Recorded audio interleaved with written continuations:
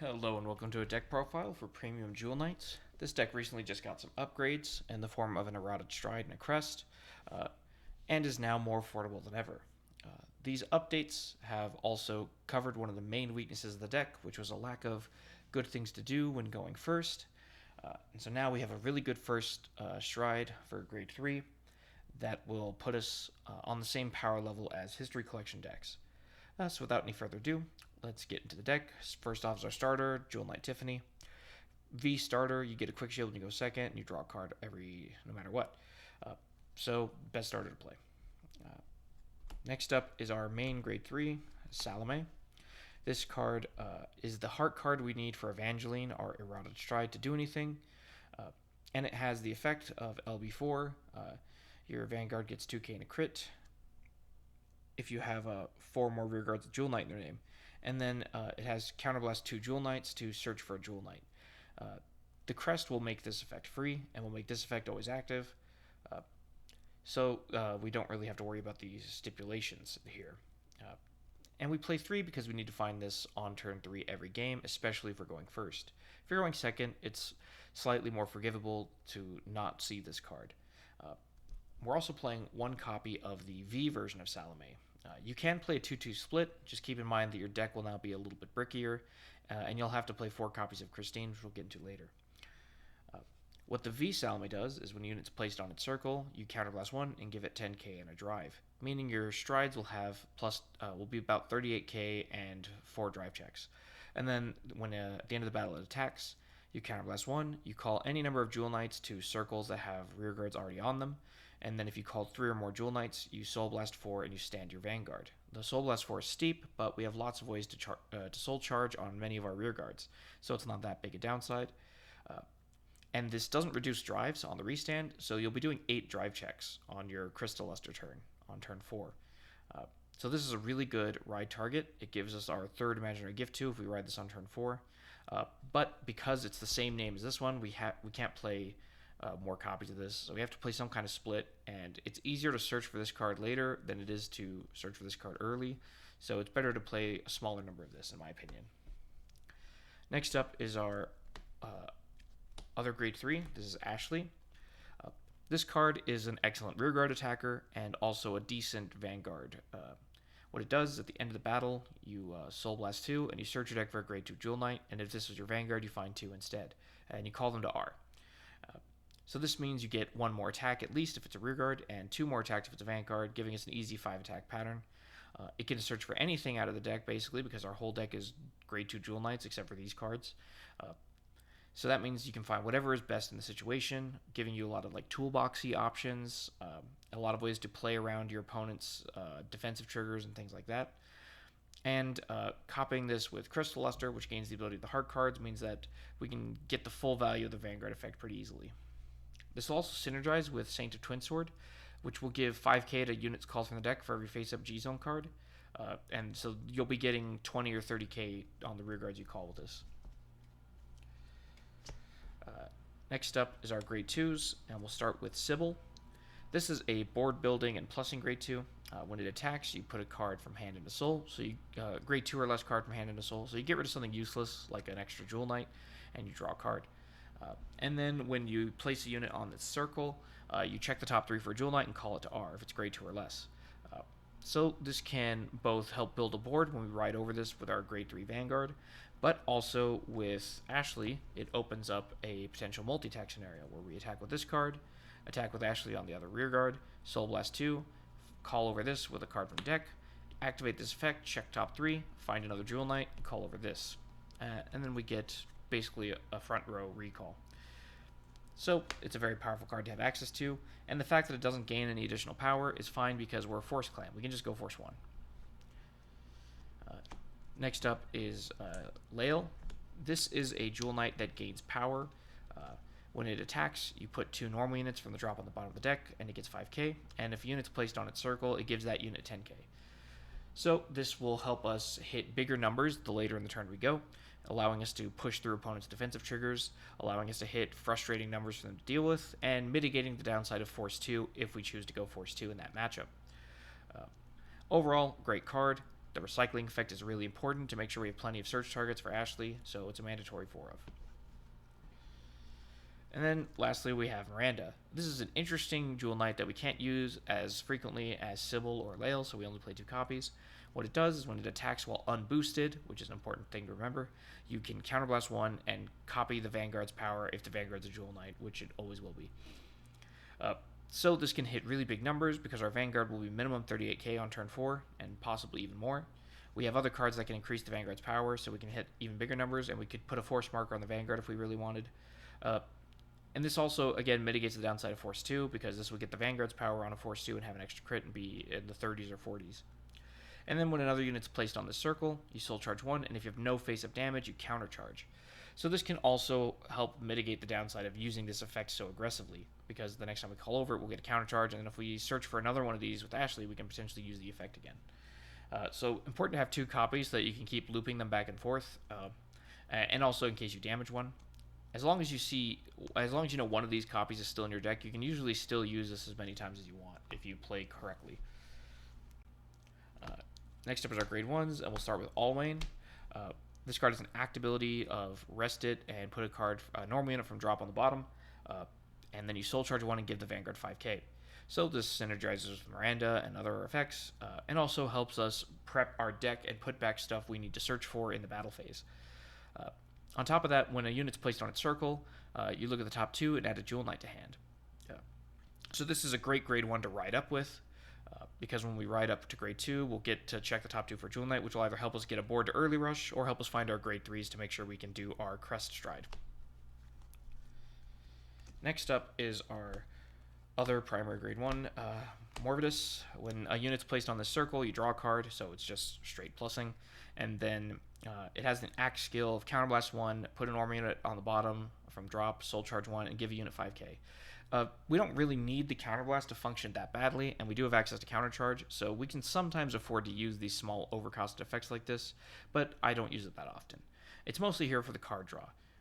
Because we superior call over our own units a lot, being able to draw cards off of it helps mitigate the downside a bit. And again, this is a great ride target. When we ride up to grade 2, we'll get to draw a card. Next up is Christine. This is a very important grade 1, but not one that's very flexible. It can be kind of difficult to set up, so we can't play that many copies of it.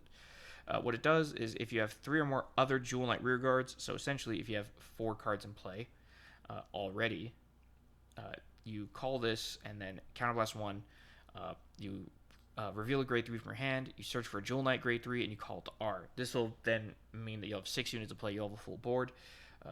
So it's really only good if you have a lot of units. And then at the end of the turn, you bounce that grade 3 to hand, you discard a card. So this can search for any grade 3 we're missing. It can find our V Salome or our G Salome. But because we need a full board, it can be hard to set up unless we are already on the Evangeline turn and can hard search for any Jewel Knights we're missing.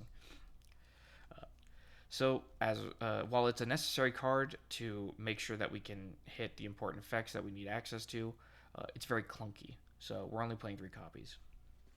There's also a niche scenario where in the battle phase, if you have a full board, you can activate this, and then you can find an Ashley in the middle battle phase and get 2 more attacks. And then next up we have Eunice. This is a card I'm kind of soft on, but there's not really a better option here. What this does is at the end of battle boosted, you put a normal unit on the bottom, soul charge 1, and then bounces to hand. So it's a booster that can then be used to guard with on the same turn, or on the opponent's turn. And then when a unit's placed on the circle, you retire a unit in the same column, and if you didn't, you draw a card. So this is our only form of board control. We can use it to kill things like Honley if we really have to. But the main advantage is the ability to put normal units back into the deck in the middle of the battle phase, which can synergize with Ashley, because these are both at end of battle. That means that we can put the search target back in and then search for that target with Ashley by resolving them in that order. And then our orders, we have an Elementaria. It's a Blitz Order Perfect Guard, mandatory card for premium in my opinion. And then Bracing Angel Ladder. This is a flex slot. It can be basically any card you want, but I'm playing this because our deck is somewhat susceptible to defensive interactive plays like Denial Griffin or things like that. Because V Salome requires us to call over circles that have units. And so we'll get fewer attacks and potentially not get the Vanguard restand if our opponent has killed our units in the middle of battle phase. So playing this just protects them and makes sure that you can slam the door shut on the opponent and finish them off, even if they have defensive plays. On top of that, it builds Soul, draws a card, and gives the Vanguard 5k, so it provides a bunch of incidental small effects that we also like. And it's a grade 3, so we can reveal it to Christine and then search for a Jewel Knight with her effect. And we can also pitch it to Stride if we're in a matchup where it doesn't matter. Next up is our trigger lineup, and we're playing 4 grade 3 heals. These can be pitched to Stride, and they can be pitched to the superior Stride effect of Evangeline, so it's very important. And they have a useful defensive effect of giving either your Vanguard 10k or the attacker -2 crit if you're not on grade 3 yet. So it's a really solid effect to have access to. It's better than the other options, and I think you should play 4. Next up is the Stride crit. Same logic as this. We just want cards that can pitch to Stride. And aside from that, it's a 10k crit, which is a good effect in premium. And then these are the optional crits. I wouldn't ignore these. I would recommend just playing 4 of this one. This is the draw crit from History Collection. When it's damage checked, you draw a card. It's just better than the other options. You can play the Jewel Knight crits, but I don't recommend them. But if you do play them, you get access to Sword Me, because Sword Me requires you to counterblast a Jewel Knight name. And so sometimes you can't activate Sword Me if you're playing normal crits, because you'll just damage check all triggers and you won't have any way to pay the cost. So if you play the Jewel Knight crit, you at least have slightly better odds. And then we have our draw PGs and our over trigger. Play 3 draw PGs because we're playing an Elementaria. And then the over trigger, you can really play any over trigger you want. They're all decent in this deck. Even the Keter over trigger is decent in this deck. Because we've recycled so much, we're not going to deck out from it. But this one gets us cards out of the damage zone back in the hand. And gets a superior call and gives 10k. And again, if we're calling over a Jewel Knight, we also get another beneficial effect. So sometimes this will give us access to more attacks than we otherwise would have had, depending on what order we attacked in. The heal is always good unless we're at 0 damage. And the other over triggers all have some kind of drawback to them as well. The red one, the restand attack is awkward because our main Vanguard will call over it, and thus we'll lose the effect. The blue OT gives a crit, but we often recycle all the good cards back into the deck, so we don't necessarily have anything good to pick up, except for defensive cards like heal triggers and perfect cards. The light OT is really solid, but doesn't grant us any more additional kill pressure, but it will draw us a bunch of cards at least, or retire the opponent's board. And the Keter OT, again, like, it just does a bunch of drive checks. It makes you more likely to deck out, but it's fine. I wouldn't consider the vanilla OT, obviously. That one's the worst one. But any OT besides that is basically fine to play in this deck. It's really just personal preference. And then that's the main deck. So let's look at the G-Zone. First up, we have Evangeline. This is the Stride that's been errated. It has an effect similar to the History Collection Stride, where if you have a specific grade 3 Vanguard, in our case Salome with the limit break ability, you can discard a grade 3 or cards totaling to grade 3, stride into this from in the main phase, and then you get a crest and 2 imaginary gifts. And the crest gives us a variety of effects. It gives our Evangeline the abilities of our heart card Salome. It gives us access to a 13k base Salome, which puts us on par with modern numbers. It makes our limit break ability always active, even if we're not at 4 damage. And it discounts Salome's act ability by 2 counterblast, meaning that it'll be free for the first time you activate it. So this kind of just solves a bunch of the problems of the deck. Getting 2 imaginary gifts on turn 3 puts us on par with all the History Collection decks. And Salome's counterblast ability is pretty good. It just searches for a Jewel Knight, so it can help us build a board or find missing pieces. On top of that, Evangeline has another useful effect. You can turn a card with Jewel Knight, and you can turn any card in your G-Zone face up. The other effect is a Jewel Knight name, but you're going to turn a copy of Evangeline face up. And then you give all your Jewel Knights plus 3k power for each Evangeline. So it'll be plus 6 to your whole board, meaning that your columns are all plus 12, which helps hit for good numbers in early pressure, and if we're going first, the opponent won't have a lot of shield value, so that can be really threatening. The fact that the limit break ability for G Salome also gives crit to the Vanguard means that we can do something cheeky and go force 2 on the rear guards, and then the Vanguard will have crit, and we can threaten crit on every attack on turn 3. This can be really scary for the opponent to deal with, and with the plus 12 effect active as well, we can simultaneously chew through their hand and maybe just get a free win. So it's a really solid card. You can consider playing a 4th, because if you don't find a new ride target after the Salome, Some of your strides don't synergize with that Salome at all, like Crystal Luster, and so it's better to go into another Evangeline in those cases. But personally, I think there's better options that I'll get to later. Next up is Crystal Luster. This is the main stride of the deck. This is your finisher. It's the most powerful stride in the clan, and probably one of the most powerful strides in Premium. What it does is you can turn a G-Zone card face up, and you gain the abilities of your Heart card. So those powerful V-Era Grade 3s, we get to use their effects while striding. And then the second effect is at GB3. If you have 3 or more Grade 2 or greater units, whenever your opponent calls cards from hand to Guardian, they must call 3 or more at the same time, which is a very devastating guard restrict. This will just eat through the opponent's hand real fast, especially if they're at high damage and they're forced to guard everything. This makes Force 2 very scary because now no guarding means taking 2 damage, and thus they're pressured more into spending cards from hand, or potentially just not having enough cards to survive and dying. Really solid card. With the V Salome, we're getting this effect on also a full board recalled and a Vanguard restand after, so it's very scary. Also plays well with Ashley because then we'll get the Ashley ability on the Vanguard. We'll get to search for 2 Grade 2s after we swing with our Vanguard. So this just provides a lot of pressure, strips the opponent of resources. It's an excellent stride. Sometimes your opponent's going to hit heals or OT to survive, so you're going to need to go into a second one. But there's very few scenarios where you'll have to go into a third because your opponent's either going to kill you or they're going to die to this one. And we have other options to go into that are also good in the late game. So we don't really need 3. You can play 3 though, and it's fine. You can also kind of get away with 1, but I wouldn't recommend it. I would definitely spend the money on getting one of these. They've been reprinted, so they're much cheaper. Just pick one up. Then next is Saint of Twinsword. This is our other best stride besides Crystal Luster.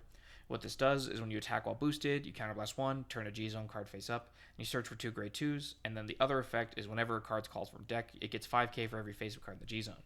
So, if you've done the math, we generally will have 3 Evangelines face up at the end of turn 3, and then going into this and flipping up 1 more will be 4 in the G-Zone face up, meaning plus 20,000 to everything we call from deck, which is a really good number to hit. When you factor in that Ashley also calls from deck, we're getting a lot of big number attacks. This can also build a board when we have nothing if we have to go into this. So it's a really solid stride overall and got a lot stronger with the addition of the errata Evangeline. Oh, just knocked over a bunch of stuff. Give me a second here. Next up is Eulogius. This is an interesting stride. Not one of our best ones, but interesting. What it does is when it attacks, you counterblast 1, turn a card from the G-Zone face up, and then you draw cards equal to the number of rear guards you have in play, and you call that many cards from hand. And if you have 5 rear guards in play, you get an imaginary gift force. So this is a decent going second option if we've bricked on Salome and we had to write a V-Era card and got an imaginary gift, thus turning off Evangeline for the rest of the game. We can go to this to get another imaginary gift and potentially at least keep pace with where we would have been if we'd gone into the correct stride, and thus mitigating the downside of bricking. This can be kind of hard to pull off, though. You need to call full board, which means you're going to have to call things like triggers sometimes to make sure this is active. The other advantage of this card is that the superior calls from hand. So if we had to ride Ashley, normally we would be losing to Mega Colony because Ashley calls from deck and Ghidorah turns that effect off. But this will call from hand, and thus will get around Ghidorah's restriction. This and V Salome can both get around Ghidorah's restriction, so we have a lot of options of fighting through Mega Colony's effects. So it's a really solid stride, and getting imaginary gifts is always really powerful. And then next up we have the Progenitor Dragon for Keter, Agnos. These are all kind of mediocre, but we don't really need this slot to be anything in specific. So we can afford to just play this card for like the flex option of the niche case where it comes up. What it does is you can't flip this face up normally. You have to stride into this by discarding a card with the same name as your Vanguard. But when you do, you call as many units from your hand as possible, and then you counterblast 1, Soul Blast 1, and you draw 3 cards. It's the cost first, and then you do the effect. I said it backwards. But this helps us when we have very few cards in hand. We can just draw 3 at least, and then triple drive, get another 3. Usually this will mean your board kind of sucks, so you'll be calling bad cards in hand, and then hopefully drawing into good ones. But it'll make stride free for the rest of the game. So that's a nice effect to have. So we use this in a similar context where we would use Eulogius, where we went second and we couldn't go into Evangeline for whatever reason. So we go into this instead, and then we get free stride for the rest of the game. You can also just play the third Crystal Luster, and on turn 3 going second, if you brick, you can just go into Crystal Luster and get the heart card abilities, but that's not that good. Uh, so this slot, because it's so flexible, I've just thrown this in, and I haven't gone into it even once yet. And then we have Harmonics Messiah, a mandatory stable inclusion. It comes in the deck, so thankfully you can avoid paying the high price tag that it used to command. But it does a bunch of useful things. When you go second, it gives you Guardian Shield. When you stride into this, or if it's face up, if you have 2 or less damage and you haven't been taking any damage, you get to put a card in the damage zone and then draw a card. Or draw. Yeah, you draw 1 card. And it can also unlock your board, and then you discard cards equal to the number of things you unlocked. So this is really good against Link Joker. You can just stride into this and get 1 more full turn against Link Joker after they've locked your whole board. You can use this to stop being damage denied by control decks, or if your opponent is just damage denying you for whatever reason. It takes away some of their options. So it's a really solid card. You just have to play one in every premium deck. And next up is our G Guardians. We've got a Muskull, 3 Morghouse, and a Dismal. Dismal is here just to protect an Ashley that we had to leave in play, because Ashley is a very important rearguard to have. You can just use this and then make her untargetable and unable to be attacked, and no attacks will hit her for the rest of the turn. Muskull just flips over a G Guardian and then gets 10k shield if we have a front row rearguard. So it's somewhat like, it helps us in the cases opposite of when Morghouse is good.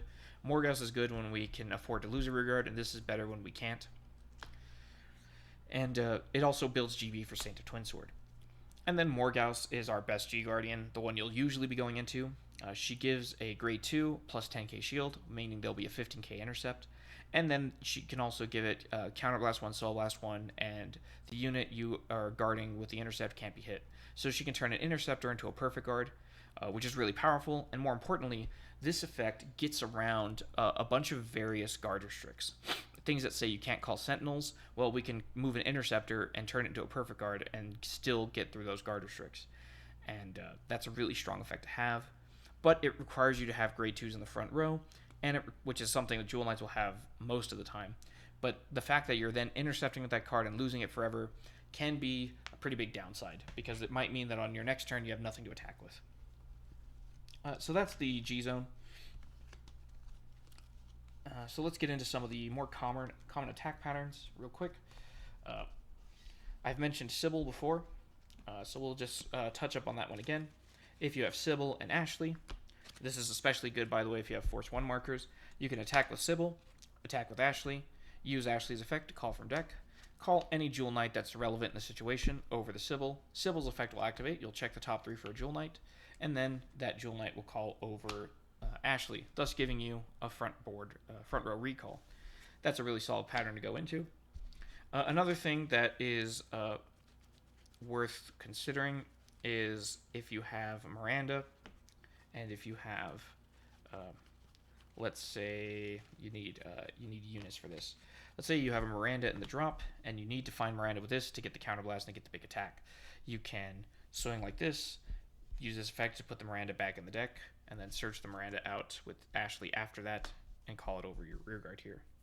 And then potentially, if there's a Sybil, get another call over here, depending on how lucky you are. Just something to keep in mind. Some anti-synergies. If you have Lael, and you call over Lael with a Miranda, it's often not a very good play, because you're going to use this effect to copy the Vanguard's power, and you're just going to lose this 10k. So, generally speaking, you should be trying to call over Lael with Sybil's or with Ashley's, depending on what you have access to. Other things to consider is that you can, if you're on Force 1, call these 2 grade 1s to the front row and use them as attackers. It's not the best if you're on Crystal Luster, because Crystal Luster needs you to have multiple grade 2 or greater rear guards in order to get its guard restrict effect. But it's something you can consider and is decent on the Saint of Twinsword turn. That's the basics of the deck to remember. Just keep in mind that as you're playing this, you need to be mindful of how many copies of every Jewel Knight are out of the deck. So you need to remember the ratios of the grade 2s, which I will show again as a friendly reminder. You have 4 Sybil's. As soon as I find my 4 Sybil's, there we go. 4 Sybil's. You have 4 Laels, and then you have 2 Mirandas. Oh. This is the ratios of every grade 2, and these are the main things you need to keep in mind. You're going to be generally using Lael a lot in a matchup to keep these 2 and this card in the deck as much as you possibly can. Things to remember is that you have really only 2 main Soul Blast outlets, and that is this card and your Vanguard. So you need to factor in these attacks into the attack pattern to know when you need to attack with this to put the cards back in to get things like Miranda back into the deck. And never forget that Eunice is also an end of battle effect, so you can resolve these in the order that is favorable if you boosted these 2 if you boosted and attacked with these in the same battle. This can seem kind of complicated, but it'll honestly become second nature the more you play the deck. Also, some matchup-specific things to keep in mind. When you're playing against a deck with retire effects and you don't have a Bracing Angel ladder, it's better to ride Ashley as your grade 3 before striding into Crystal Luster, because this card doesn't care about calling over circles with units. So you can still get 5 attacks at least if your opponent's been killing your units in the battle phase, and potentially more if you have a second one of these to call as a rearguard. Another thing to consider, though, is that against Mega Colony, this card is terrible. This is this Superior Call and Sybil's Superior Call will both run straight into Gridora's restricting effect, meaning that they'll be essentially useless for the entire game after your opponent strides once.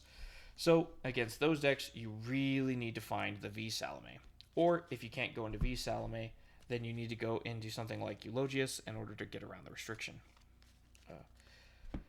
But because we hit such big numbers and are so aggressive, we have a decent matchup against anything. There's nothing truly unbeatable with this deck because even in the darkest of nights, we can go Force 2, going second or something, and try to just get a free win.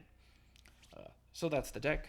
I hope this is informative, and if you're considering getting into the premium format, this is a very cheap deck to get and have essentially a powerful competitive deck almost out of the box. You really only need to pick up a handful of cards that aren't already in the precon, like a second Crystal Luster and like the Alwains.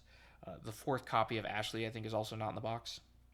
And lastly, I'll go over some alternative cards you can play in this deck. You could play the last Crystal Luster.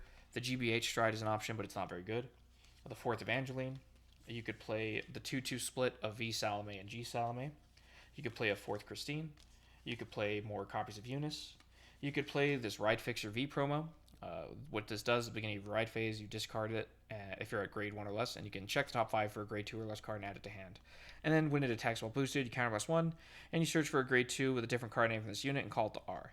So it can be a small attack extender, but it's not a Jewel Knight, which is a big downside.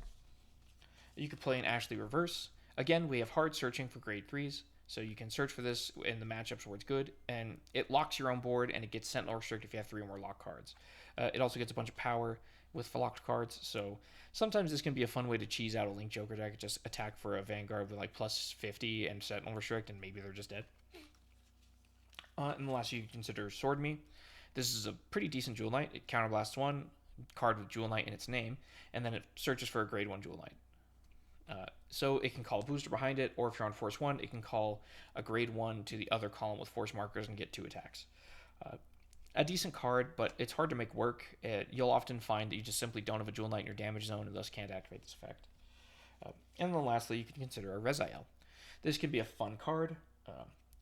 It'll recycle your crit triggers, give you an extra drive, and then potentially this Divine Skill might save you. But I personally don't think it's really necessary. And again, it's not a Jewel Knight, so it clashes with the rest of the deck.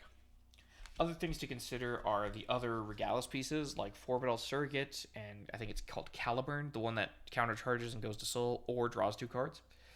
Those will help like with resource efficiency, but generally playing this deck, you don't run out of resources really if you're managing them correctly. You'll be building Soul a lot with these cards and this card and your grade 1s. You'll be only spending Counterblast really on Miranda and your Vanguard skill, and depending on the Vanguard, you don't even have to spend Counterblast if you rode Ashley. And your strides, your best stride doesn't cost Counterblast. Crystal Luster's effect is free, essentially. So there's really not a big demand on your resources in this deck. So playing cards that are resource generating aren't really essential. You probably are just misplaying if you're running out of resources constantly with this deck. But just practice this deck a lot, get used to the attack patterns, and get used to figuring out whether you need to go Force 1 or Force 2. I'd say the decision about imaginary gifts is easily the hardest decision point in playing this deck. Going Force 2 means that you might just get cheesy early wins. It's very scary if your opponent's on even numbers of damage. And we hit big numbers even without force markers, so sometimes this isn't really a downside. But Force 1 can help us fight through defensive triggers. It can help us hit really big numbers that must be perfect guarded or we'll just get through. And with our but it is a non-bow with Miranda, because Miranda on a force marker will override the force marker and become the Vanguard's power. So both markers are viable. Whether you go into one or the other is entirely dependent on matchup, context, and playstyle. And so you're just going to have to put in the reps and get used to it. With that, I hope you found this informative. I strongly recommend trying these premium deck sets if you're interested in the premium format, and good luck card fighting.